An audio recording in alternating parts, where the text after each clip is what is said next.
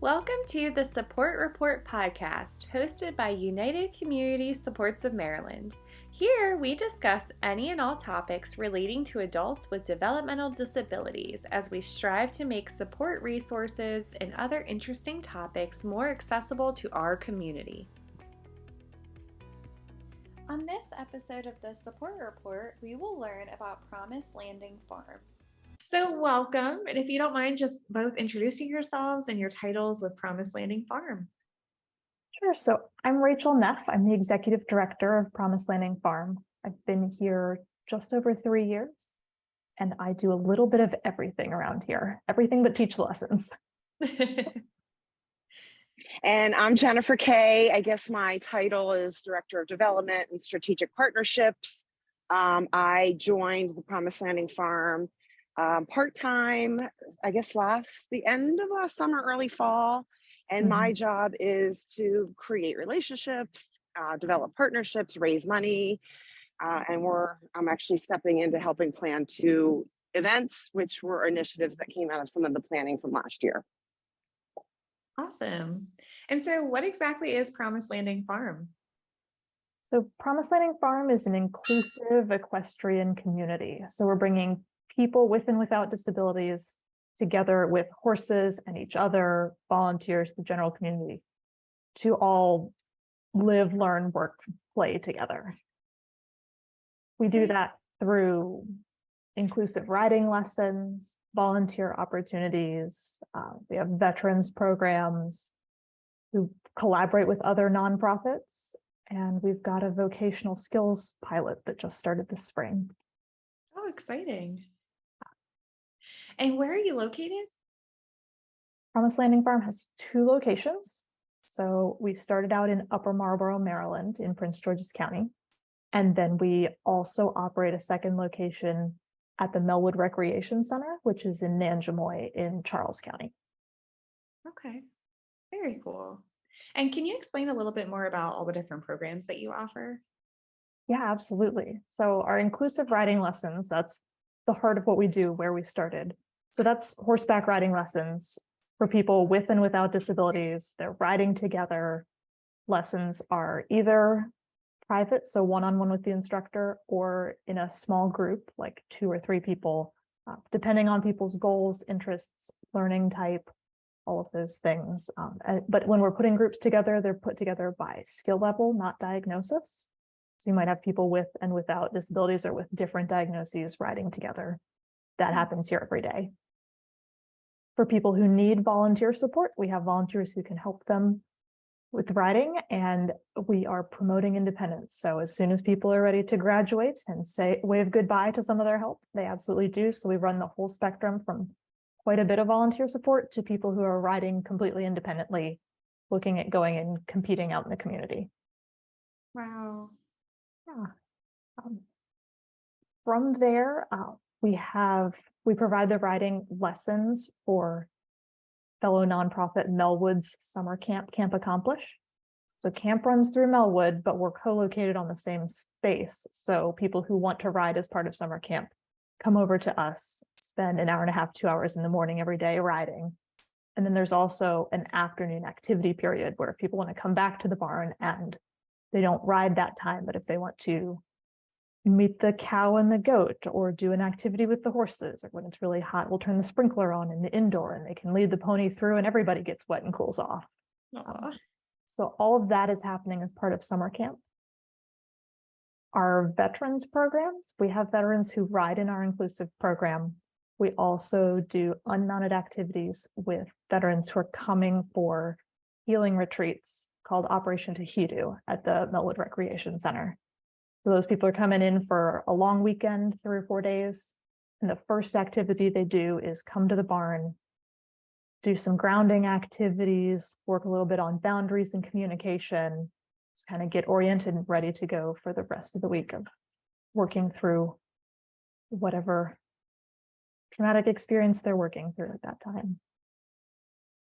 And then our vocational skills pilot is a small group of adults with intellectual disabilities who are interested in working in the farm or agricultural environment. So they come twice a week, every week, and they are learning how to muck stalls, how to tell the horses apart, how to work in the garden, all of the like facility type tasks that they would need to know how to do in order to go and get a job at one of the farms that are here and local to us. So this is our first pilot for that. So the next step will be then, as people master those skills, connecting them with jobs in the community so they can fly and be free. Oh, that's fantastic. Yeah. And so what is the average cost of your riding lessons? Our riding lessons are run from $55 to $70 a lesson base rate. That said, about a third of our participants are receiving some form of financial aid through us. So we never want people to feel like they can't come and ride because finances are a problem. We've got a financial aid form right there on the website. Veterans ride for free through a grant from the state of Maryland. And we've got a partnership with Charles County government and other financial aid available. So That's wonderful. That's really nice that there's options out there because I'm sure a lot of people, like to hear that. yeah, we want to make sure that everybody gets a chance to meet a horse if that's what they want out of life. Yeah. And what is Adaptive Maryland Day? Jennifer, do you want to lead the charge on this one? I sure will. Sure. So Adaptive Maryland Day was something that we started planning or talking about like late last year and started planning just in January.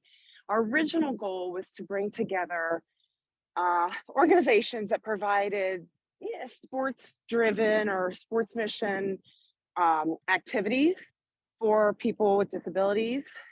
And what has transformed is that we will be having activity stations. Participants might be able to do wheelchair tennis, for example, or do an activity with Keen, which helps to run sports programs for folks with disabilities. But we've also now added an entire resource hall. So we've got about 30 organizations or government agencies that will be putting up a booth and giving out information. And then it keeps growing. It's a first time event with no precedent, which is kind of exciting because there's no rules. So we actually ended up adding a speaker's corner.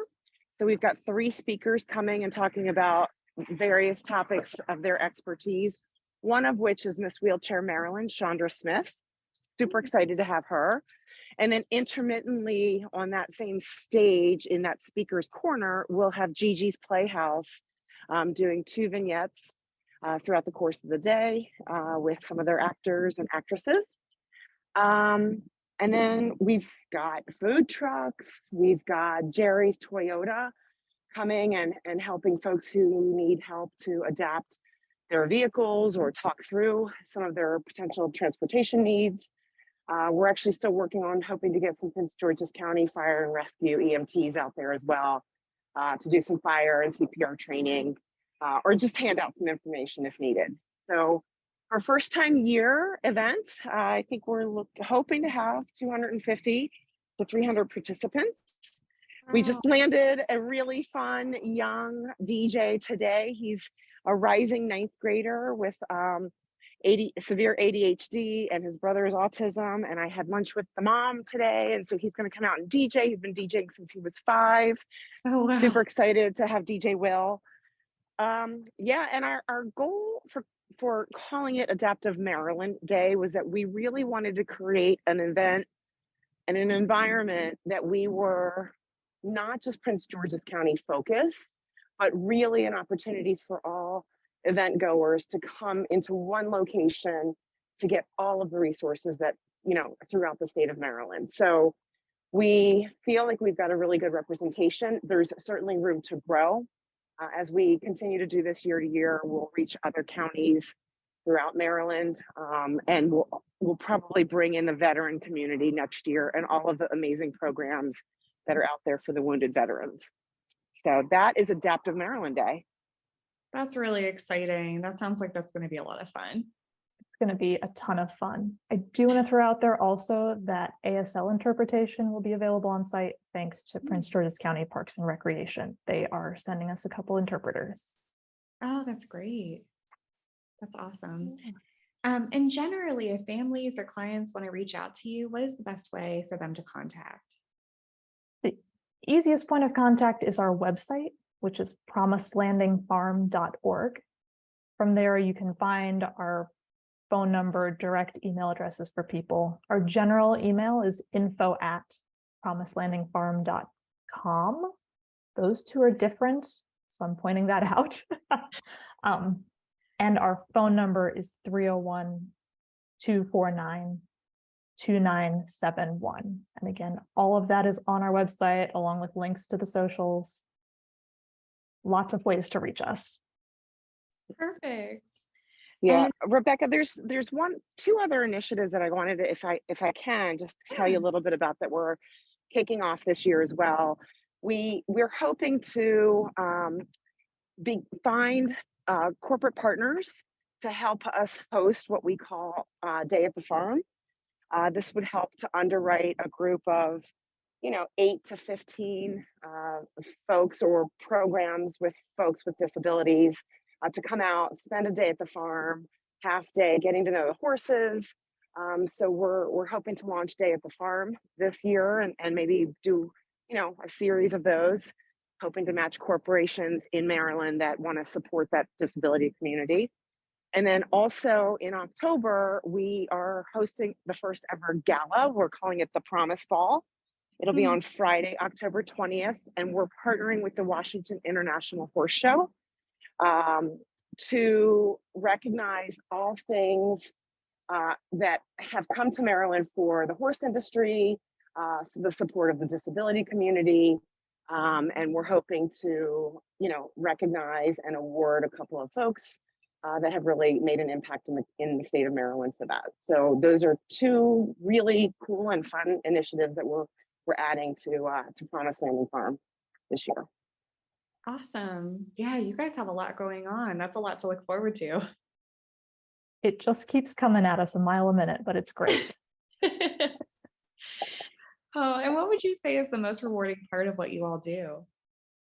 For me, the most rewarding part of my job is getting to know people and see them over time and see them turn their lives into whatever they want it to be.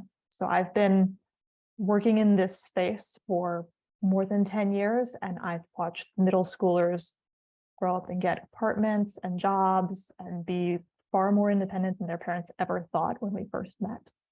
I've had volunteers who have now graduated from vet school. I mean, we see the whole spectrum, but every step along the journey, whether it's someone speaking for the first time, or someone who through riding is now stronger and able to move around the community, or who feels confident enough to tell people what they want rather than just going with whatever's been told to them. All of those are big wins that we get to see all the time. Wow. Yeah. For me, I actually, as a nonprofit strategist, I think that we all have a commitment to help those in need throughout Maryland.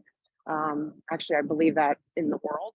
And I love having the opportunity to work with Promise Landing Farm. I've done a lot of fundraising over my career in the disability community, and I love children. And I just think it's such a great mission. And I don't know, I mean, every time I go out to the farm and I might be having a bad day or getting a car accident on 495 and I pull up into the farm, you can't just help but smile and release just anything that's going on in the world. And then you see the impact that these individuals, kids and young adults or people, wounded veterans, or people dealing with PTSD, you just see the impact to change their lives. And it is so rewarding.